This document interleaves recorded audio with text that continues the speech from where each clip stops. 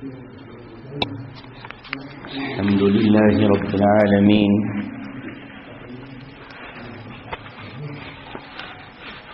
والصلاة والسلام على من بعث بالسيف رحمة للعالمين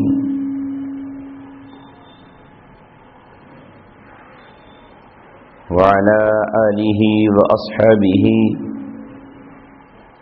أجمعين.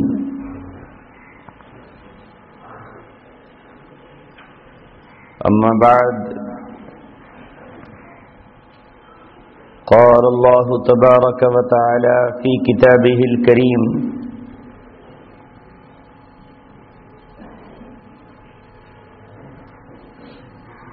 إن تتولوا يستبدل قوما غيركم ثم لا يكونوا أمثالكم. وقال تعالى في آية أخرى: إن الله لا يغير ما بقوم حتى يغيروا ما بأنفسهم. صدق الله العلي العظيم.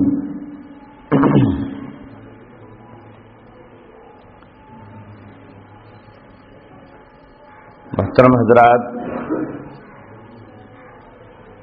نوجوانان اسلام اور امت مسلمہ کے بہترین افراد، جمعے کا دن ہے اور ہم سب اللہ تبارک و تعالیٰ کے گھر میں جمع ہیں. یہ اس امت کی خاص فضیلت ہے کہ اللہ تبارک و تعالیٰ نے اس امت کو جمعے کا دن عطا فرمایا. حضرت آدم سے لے کر عیسیٰ علیہ السلام تک نہ جانے کتنی امتیں، قومیں اور جماعتیں آئیں، مگر انہیں جمعے جیسا دن نہ مل سکا، نہ یہ فضیلت مل سکی. آپ بھی جانتے ہیں اور میں بھی اس بات سے اچھی طرح واقف ہوں، واعظ، تقریر، خطبے دور حاضر میں بھی کچھ کم نہیں ہو رہے، مگر حال یہ ہے کہ امت جہاں کھڑی تھی وہیں ہے، بلکہ روزانہ اس سے 4 قدم پیچھے ہٹتی نظر آتی ہے.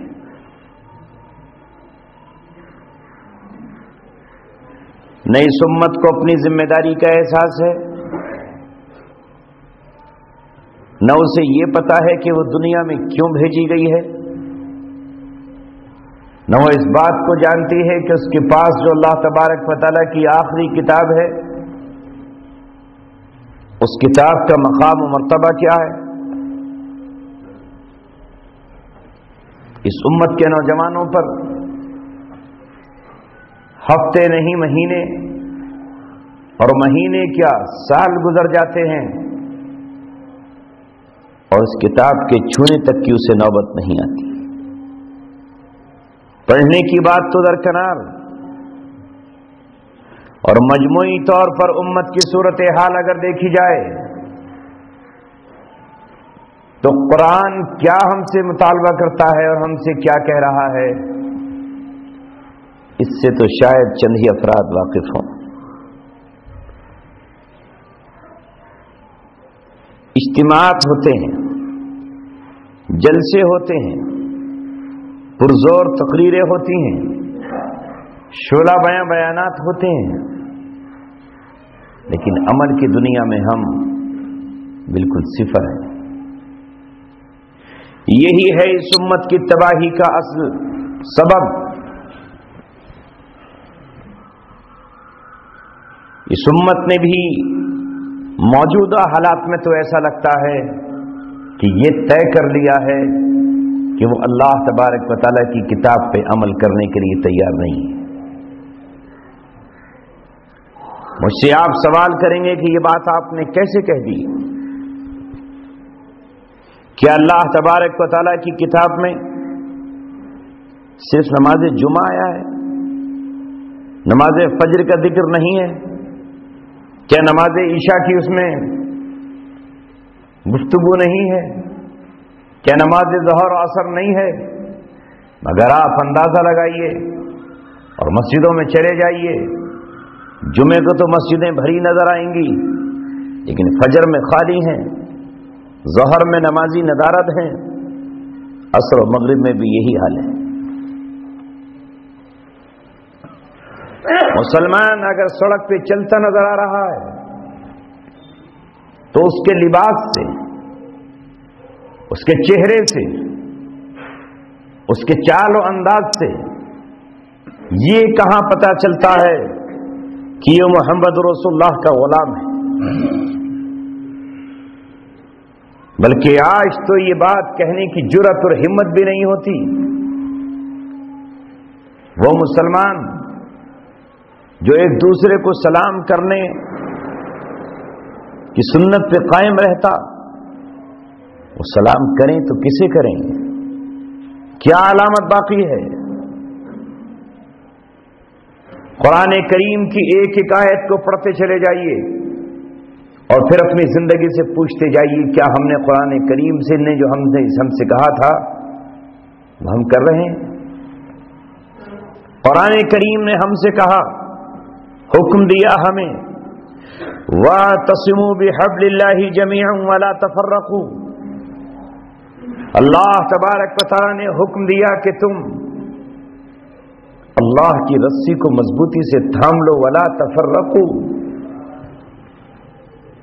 ٹکڑے ٹکڑے، جماعتیں جماعتیں، گروہ گروہ، فرقے فرقے مت بن جانا۔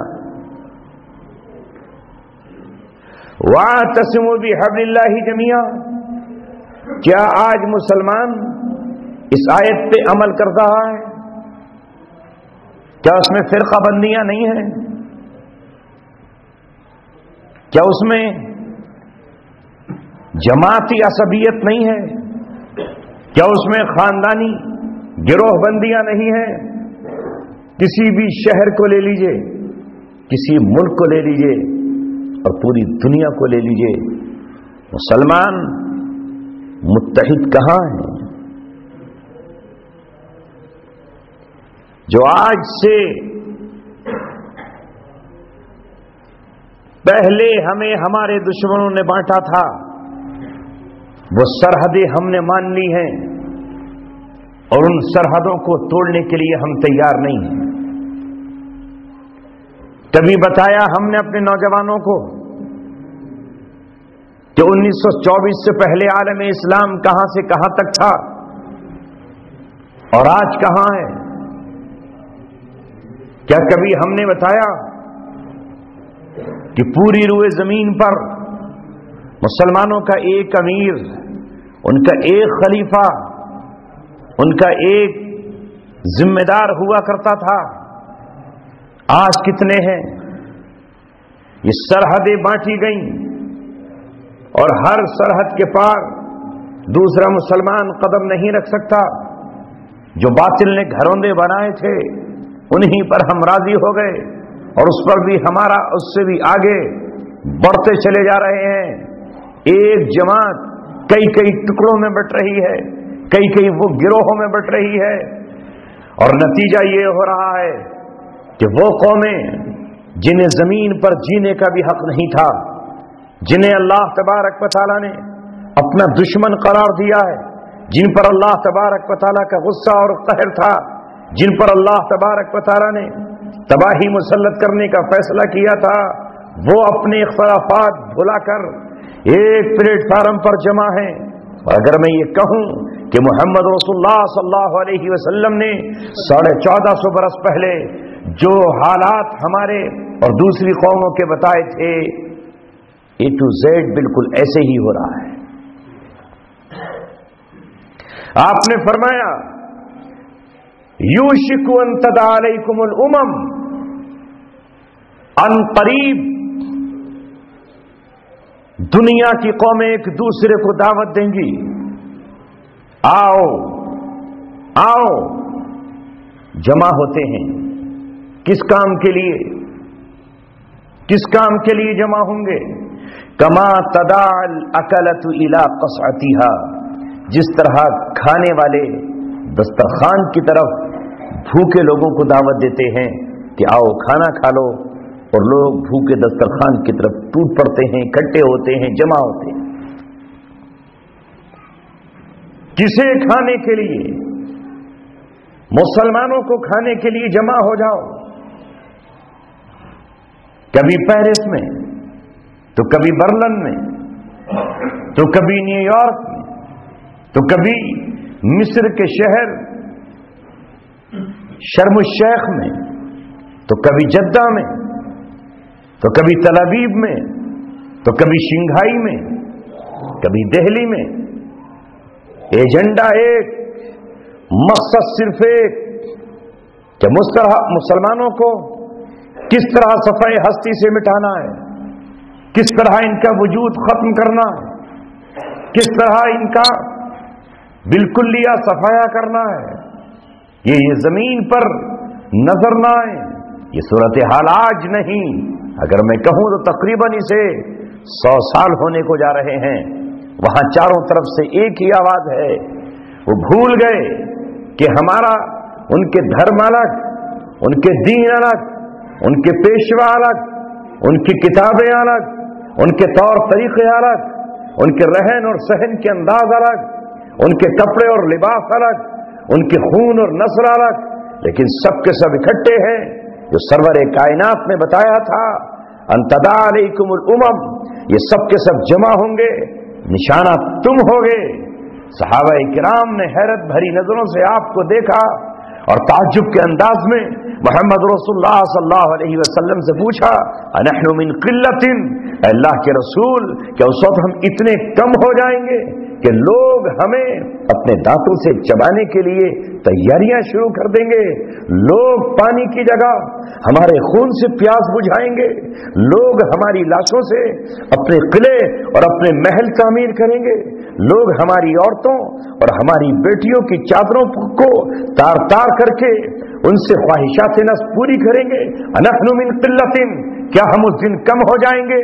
تو آپ صلی اللہ علیہ وسلم نے فرمایا بل نہیں، بل انتم کثیر، تم اس دن بہت ہوگے، غصاء کا غصاء السیل، ایسے جیسے سمندر کے جھاگ ہوتے ہیں۔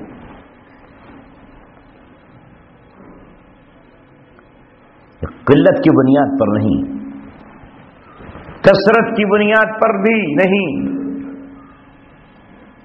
تعداد تو تمہاری بہت زیادہ ہوگی کہ اس سے پہلے شاید اتنی نہ رہی ہو، مگر اس تعداد کے باوجود بھی یہی ہوگا، ایسا ہی ہوگا۔ کبھی سوچا مسلمانوں نے، کبھی فکر ہے انہیں اس بات کی؟ سمجھ رہے ہیں دنیا میں سب کچھ ٹھیک ٹھاک چل رہا ہے۔ آج مسلمان نے اپنے آپ کو علاقائی مسلمان قرار دے لیا ہے، آج اس کے پاس برما کے مسلمانوں کی تباہی کی خبر آئے، اسے اس بات سے کیا پرواہ؟ وہ کہتا ہے میں تو اپنے یہاں سکون و چین سے ہوں۔ اس کے پاس صومالیہ کے مسلمانوں کی خبریں آتی رہیں، اسے یہ پتہ چلتا رہا کہ وہاں ماں کا پیٹ چاک کیا گیا، اور چاک کرنے کے بعد اس کے پیٹ سے نونہال نکال لیا گیا، اور اس کے بعد اسے پٹلے پہ رکھ کے قتل کر دیا گیا، اس کے ٹکڑے کر دیے گئے۔ اس نے اخبارات میں یہ سرخیاں پڑھی، اخبارات کے پنوں پر یہ خبریں دیکھی، لیکن ماتھے پر پسینہ تک نہیں آیا، اور یہ کہہ کے اس نے ایک لفظ میں بات ختم کر دی کہ اسے اس کے گناہ کی سزا مل گئی۔ اس کے پاس فلسطین کی خبریں آئیں، لیکن اس پہ اسے کچھ نہیں۔ وہ کہتا مجھے اس سے کیا لینا دینا ہے، میں اپنی بستی، اپنے شہر، اپنے گاؤں میں چین سے آرام سے رہنا۔ میرے محترم عزیز و دوستو، اب تو یہ باتیں کرنا بھی کسی اور کی نہیں، مسلمانوں کی نظروں میں جرم ہے۔ وہ سمجھتے ہیں کہ ممبر پر بیٹھ کر مسلمانوں کا درد مت سناؤ، ہمیں ان کی داستان غم مت سناؤ. ہم عادی ہو گئے اس بات کے، ہم عادی اس بات کے ہو گئے ہیں کہ جو ہم کہیں وہ ممبر پر بیٹھ کر سناؤ. تم ہماری خواہشات کے مطابق پیش کرو آیات قرآن کی، وہی مطالبہ جو کل کافروں نے کیا تھا. اویتی فی قرآن غیر ھذا، اس قرآن کے علاوہ کوئی دوسرا قرآن لاؤ، او بدل ہو، یا اسے تبدیل کر دو، یہ صحیح نہیں ہے. یہی مطالبہ آج ہم اپنے خطیبوں اور اپنے ادیبوں سے کرنا چاہتے ہیں. خوف ہراس کا عالم یہ ہے کہ یہ قوم جو کل کیسر و کسرا کی طاقت سے نہ ڈری، جو دنیا کی سپر پاور طاقت کی آنکھوں میں آنکھیں ملا کر جس نے سمندروں کو عبور کیا، جس نے افریقہ کے پہاڑوں کو اور وہاں کے بڑے بڑے ریزرٹ کو اپنے گھوڑوں کی ٹاپوں سے رونڈ ڈالا اور یورپ میں پہنچ کر وہاں کے کلیساؤں کی برج اور کرف پر اسلام کا جھنڈا لہرایا اور لا الہ الا اللہ محمد رسول اللہ کو بلند کیا، اس قوم کا عالم یہ ہے کہ وہ اللہ تبارک و تعالیٰ کے گھر میں بھی اس طرح کی گفتگو سنتے ہوئے کپکپاتی ہے اور تھراتی ہے. یہی بات فرمائی تھی محمد رسول اللہ صلی اللہ علیہ وسلم نے کہ اللہ تبارک و تعالیٰ تمہارا رعب، تمہاری ہیبت،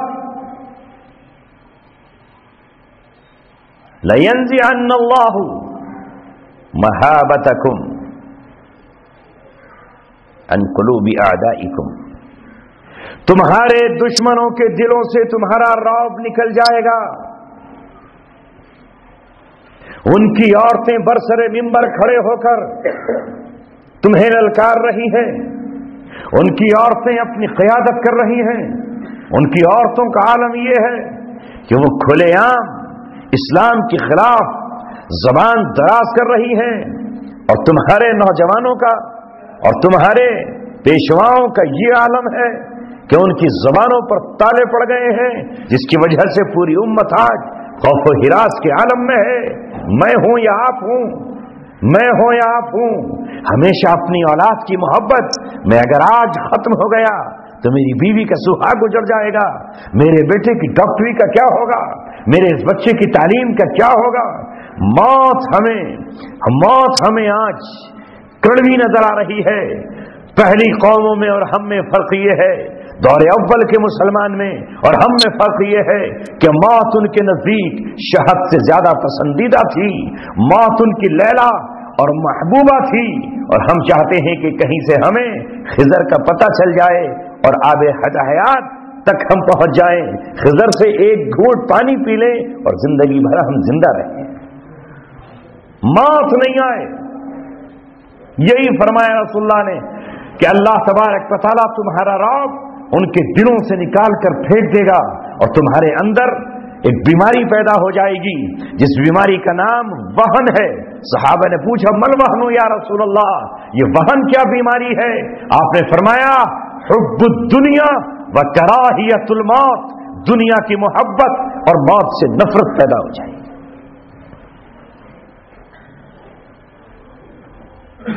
یہ ہے ہمارا حال.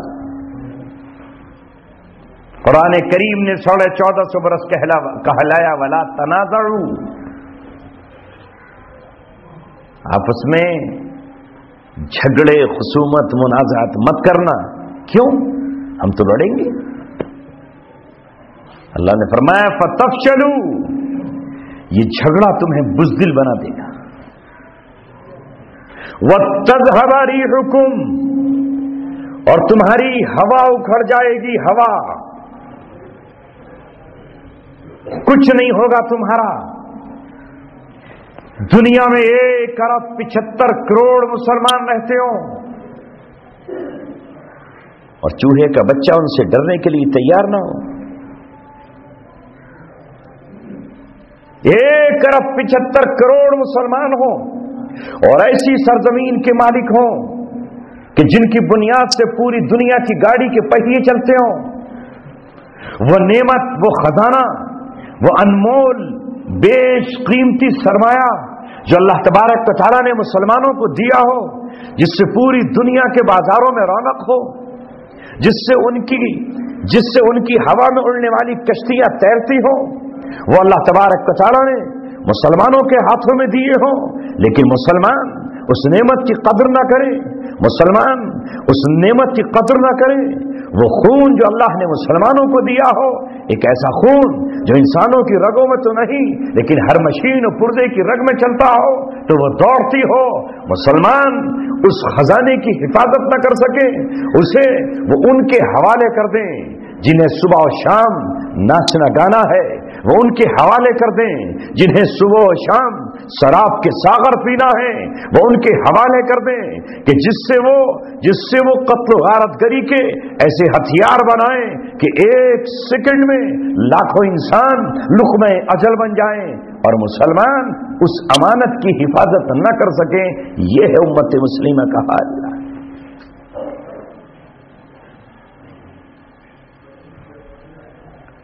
ہر آدمی یہاں عقل مند ہے، ہر آدمی خرد مند ہے۔ اے میرے دوستو عزیزو، اللہ تبارک و تعالی کتنا اپنے ماننے والوں پر مہربان، مگر جب بھی اس کی نعمت کی قدر نہ کریں۔ اللہ نے فرمایا قرآن میں، فرمایا اللہ تبارک و تعالی نے قرآن میں، کوئی نعمت اللہ تعالیٰ کسی قوم سے اس وقت تک نہیں چھینتا جب تک وہ خود اس کو ضائع نہ کرتے۔ ان اللہ لا یغیر ما بقوم حتی یغیروا ما بانفسہم، اللہ تبارک و تعالیٰ کسی قوم کی حالت کو نہیں بدلتا جب تک وہ خود اپنے آپ کو نہ بدل لیں۔ آج ہم نے اپنے آپ کو بدلا ہے، اسلام اوروں کو اچھا لگ رہا ہے، ہمیں برا لگ رہا ہے۔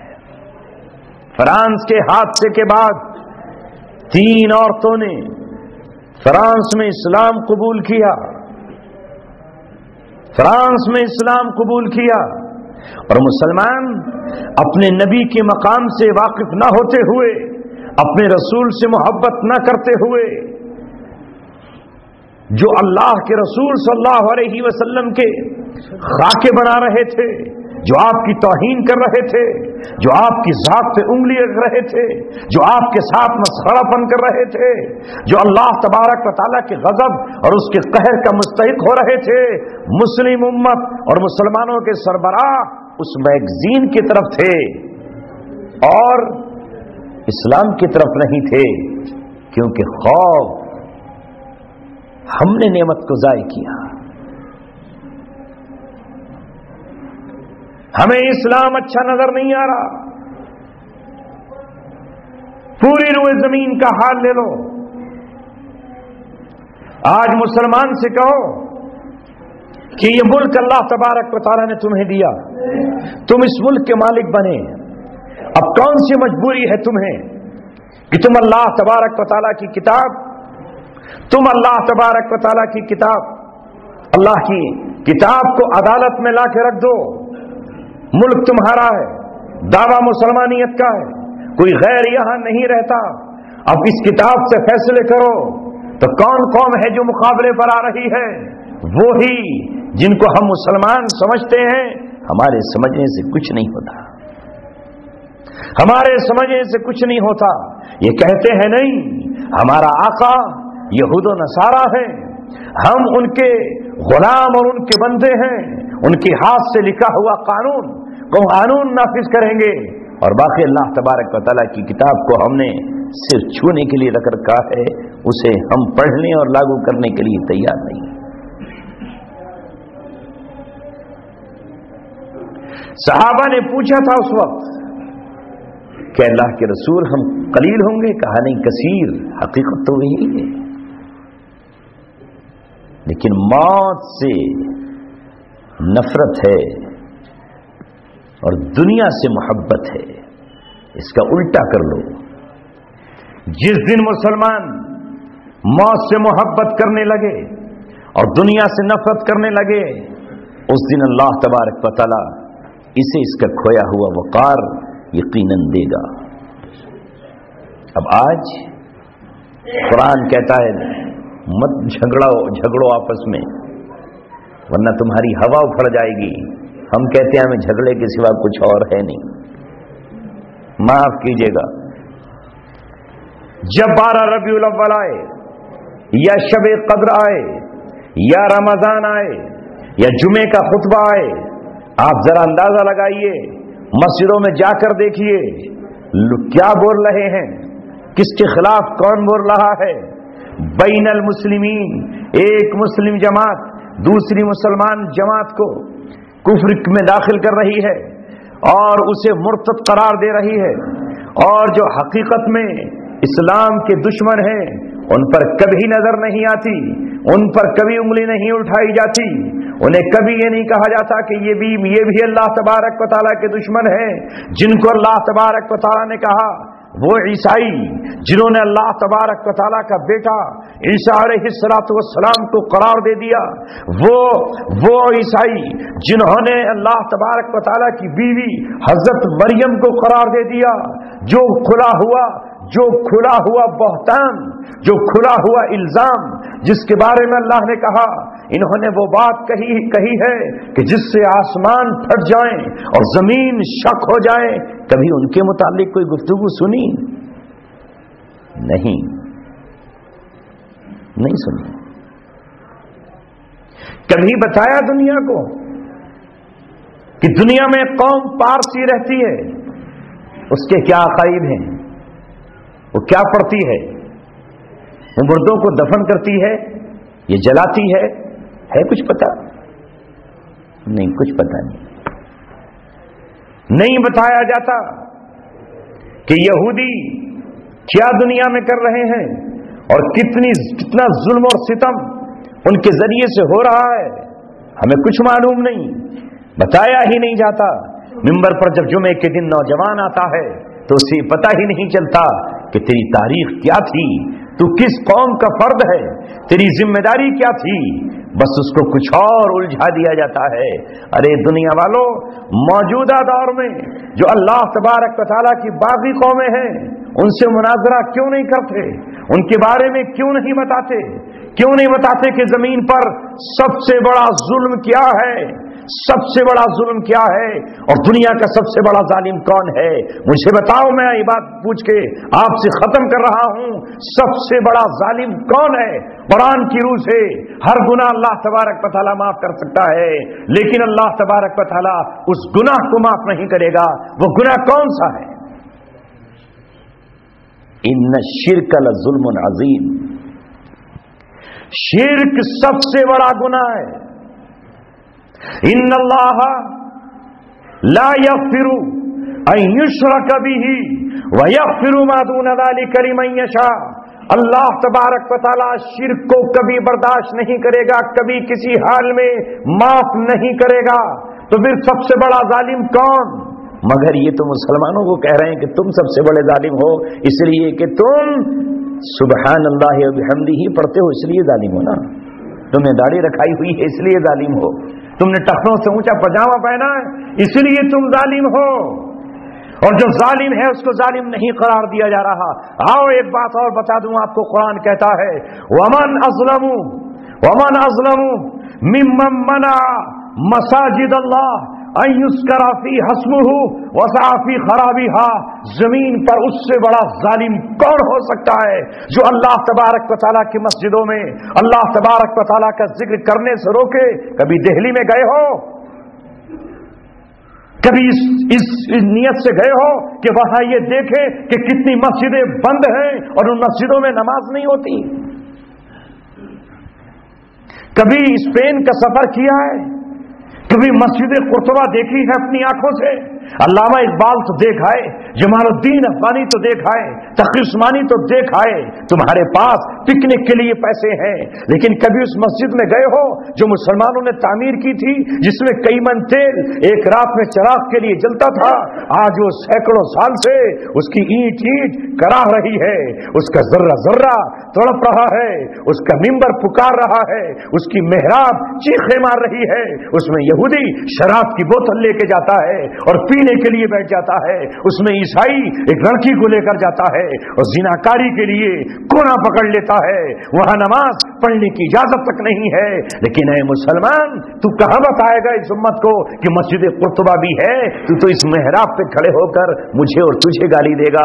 کسی کو مولانا اشرف علی تھانوی نظر آ رہے ہیں. ارے تھانوی صاحب چلے گئے 1943 میں, انہوں نے جو کچھ کیا اس کا حساب اللہ تبارک و تعالیٰ کو دینا ہوگا. شاہ اسماعیل شہید کو برا کہنے والوں, شاہ اسماعیل شہید تو نظام اسلام کو قائم کرنے کے لیے سب سے کفن باندھ کر نکلا اور سید احمد شہید کے قافلے میں شامل ہوا.